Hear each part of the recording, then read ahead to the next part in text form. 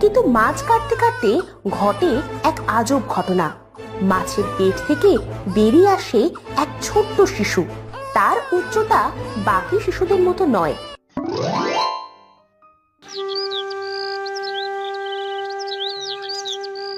হরিহর আর তার স্ত্রী বিমলা সুখে বসবাস করছিল মধুপুর গ্রামের সমুদ্র এলাকায়। তারা ছিল জেলে আর জেলেনি। মাছ ধরেই তাদের সংসার চলত। তাদের একটা ছেলে ছিল, নাম তার গোপাল।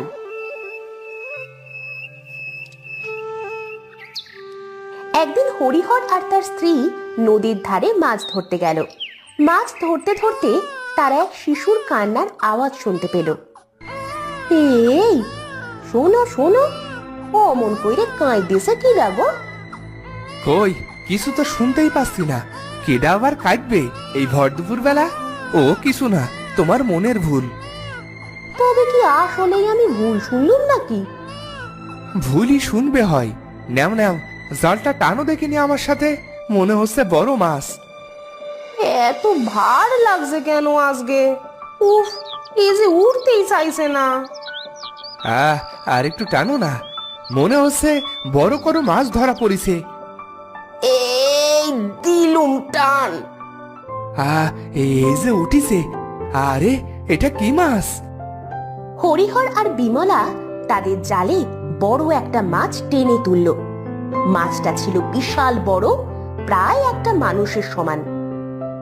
আরে আরে দেখো দেখো, এই যে কত বড় এক মাছ! এত বড় মাছ আগে কোনোদিনও দেখিনি আমি। তাই তো, এটা কি করে সম্ভব? এই ছোট্ট পুকুরে এত বড় মাছ আসলো কি করে? তা যাই হোক, চলো চলো এটারে নিয়ে ঘরে ফিরি গে। এইটাকে বাজারে বিক্রি করলে কত টাকা পাওয়া যাবে কত? ঠিক বলিস, চলো চলো এইটিকে নিয়ে বাড়ি ফিরি। বিশাল মাছটিকে মাথায় করে হরিহর আর বিমলা দুজন বাড়ি ফিরে গেল। বাড়িতে হরিহরের 6 বছরের ছেলে গোপাল বাইরে বসে খেলছিল। মাছ দেখে সে খুশি হয়ে দৌড়ে গেল। এত বড় মাছ আনিস বাবা? হ্যাঁ রে বাপ, দেখ কত বড় মাছ আনিছি তোর জন্য।